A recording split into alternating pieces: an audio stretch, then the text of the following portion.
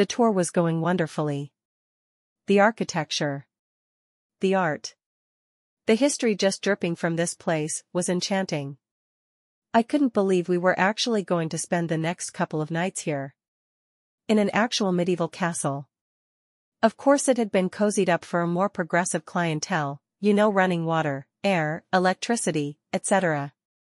However, most of its historical features and structures had been preserved. It was beautiful and breathtaking. Our room was just as awe-inspiring, very royal and regal, and I felt like a queen. My husband could care less for the frills and gild, and fell asleep not long after we arrived. I didn't fret too much, he had paid for the whole trip. And I wouldn't have to worry about him being bored while I nerd out. After the tour, I took to wandering around the place alone, looking closer at things I may have missed, and ogling the strange and fascinating artwork adorning the walls. Lost in reverie, I suddenly felt eyes upon me. Scanning the room, mine swiftly met with the ones that stared. Watched. Devoured. Heat rose in my cheeks as I turned from him, still seeing those unusual cerulean spheres reading me bare.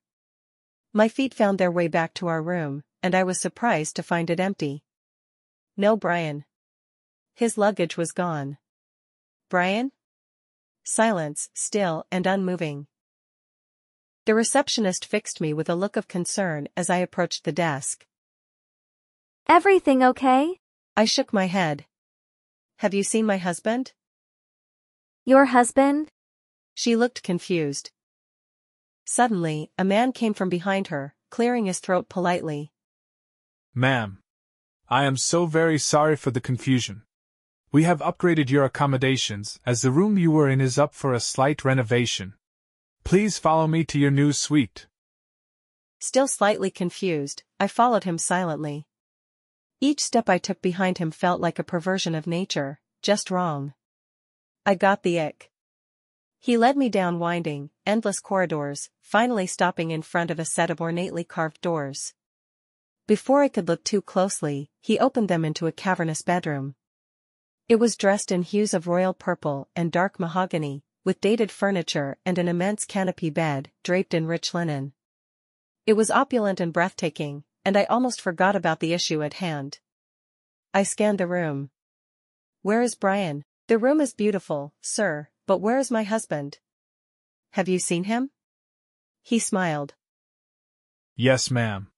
He was here a minute ago. Maybe he went to walk the grounds or grab a bite to eat. I'm sure he's around somewhere. That made sense, I guess. I relaxed a bit, not fully, but I nodded at him. He smiled and nodded back, then slipped from the room. Nervously, I made my way around the room, running my fingers over the decadent linens and smelling the lightly perfumed air.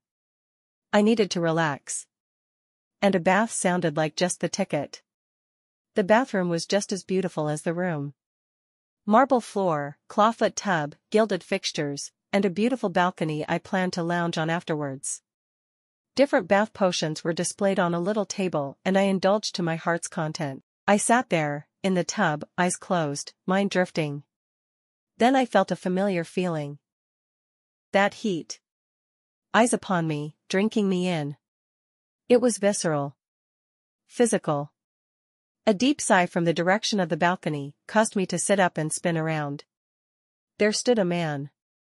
Shrouded in the amber glow of the evening's golden hour, his eyes met mine once again. His face was carved by some nameless artist, hands blessed with immaculate creation. Obsidian waves curled atop and around his face, framing its priceless art. My voice hitched in my chest. I don't know what sound was trying to escape, but it quickly died as he lifted a large finger to lips framed by Cupid's instrument of devastation. Shh. I could hear him as if he were right over my shoulder, feel the quiet promise of thunder that was his voice right in my ear. Mute. I couldn't form words if I wanted to. My brain went blank, and all I could focus on was him. And that heat. And that voice, a summer storm that does nothing to cool the air, just sets it ablaze.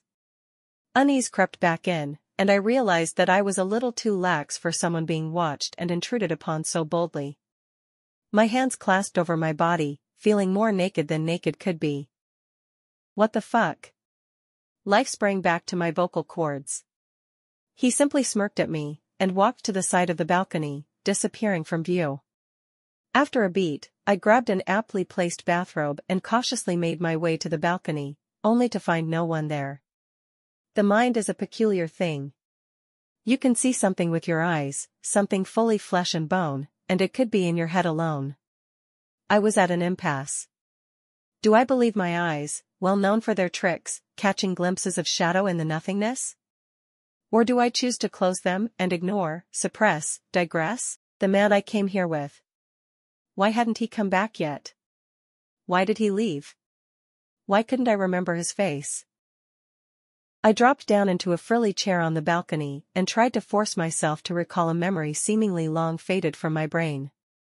At some point, under the setting sun and its warmth, I must have dozed off. My body gently swayed side to side, as strong limbs carried me in the cover of darkness. We came to a stop, and they sat, draping me across their lap while gently cradling my head. I felt the air shift around me as a pair of lips grazed my chin, trailing kisses slowly down my jaw, stopping at my neck. My pulse throbbed underneath as my body stiffened in fear and anticipation. The hands that gently held me now tightened around me as I began to squirm. He breathed against my neck. 2 tiny pinpricks pressed against my throat as a voice, both paralyzing and terrifying, spoke once more.